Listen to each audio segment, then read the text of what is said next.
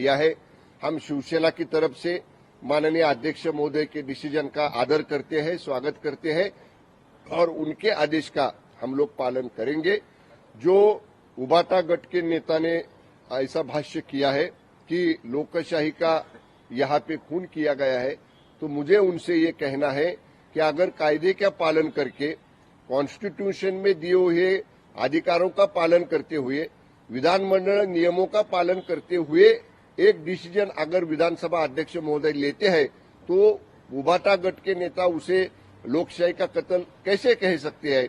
अगर उनका ये कहना है तो मेरा उनसे ये सवाल है, 2019 में जब अलायंस करके हम लोग शिवसेना भारतीय जनता पार्टी का अलायंस करके हम लोग चुनाव को सामने गए थे, चुनाव हम अलायंस करके जीत गए थे। हमारे शिवसेना के उम्मीदवारों के बोर्ड पर भारतीय जनता पक्ष के नेताओं का फोटो था और भारतीय जनता पक्ष के नेताओं के बैनर पर शिवसेना के नेताओं का फोटो था। दोनों मिलके युति करके हम लोग ने वोट मांगे हैं और युति की तरफ जो मैंडेट था 2019 का, वो मैंडेट महाराष्ट्र की जनता ने दिया था। उसके टोटल अपोजिट डिसीजन उबाटा गट को लेने को किसने फोर्स किया? जिन लोगों के खिलाफ हम लोग ने चुनाव लड़ा था उनके साथ में गवर्नमेंट फॉर्म करने का डिसीजन कैसे हुआ, इसके बारे में पहले उबाटा गट के नेता ने क्लेरिफिकेशन देना चाहिए। सही बात कहे तो 2019 का महाविकास आघाड़ी करना यही पहली बार लोकशाही का कत्ल करने की कृति उबाटा गट ने पहले महाराष्ट्र में की है।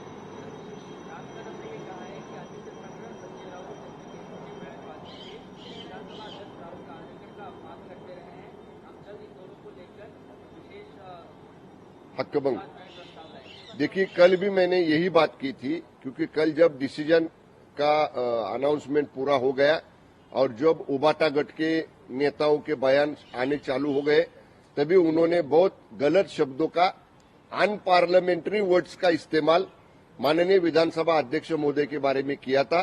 तभी मैंने भी कल के इंटरव्यू में कहा था कि हम लोग उनके ऊपर हक्कभंग प्रस्ताव लाने का सोच रहे हैं। हम लोग जो राम कदम साहब का कहना है वही हमारा भी कहना है।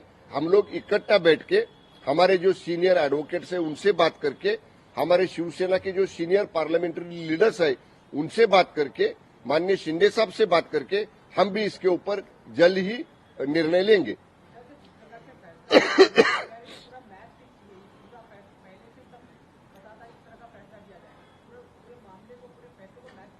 तो 2 दिन पहले तक उबाटा गट के नेता क्यों कह रहे थे सुनावनी के दरमियान कि हमारा न्याय व्यवस्था पर विश्वास है, हमको जरूर न्याय मिलेगा।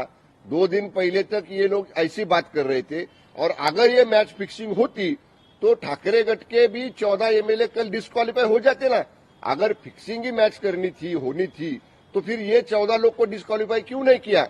विधानसभा अध्यक्ष महोदय ने इतना क्लियर कहा है उनके जजमेंट में कि भरत गोगावले ने जो उबाटा गट के 14 एमएलए के ऊपर डिस्क्वालिफिकेशन का नोटिस सर्व किया, वो सर्व करने की जो प्रोसीजर थी वो विधानसभा नियमों के तहत नहीं फॉलो की गई थी, इसलिए उनको डिस्क्वालीफाई नहीं किया। विद रीजनिंग, उसका डिसीजन में विद रीजनिंग कारण दिया है। इसलिए जिन लोग को ये डिसीजन से नाराज हो गए हैं, जिन लोग को ये डिसीजन उनके खिलाफ गया है, ये लोग खाली ऐसी बयानबाजी करके न्याय व्यवस्था पर आरोप लगा रहे हैं। ये बात लोकशाही प्रणाली में ठीक नहीं है।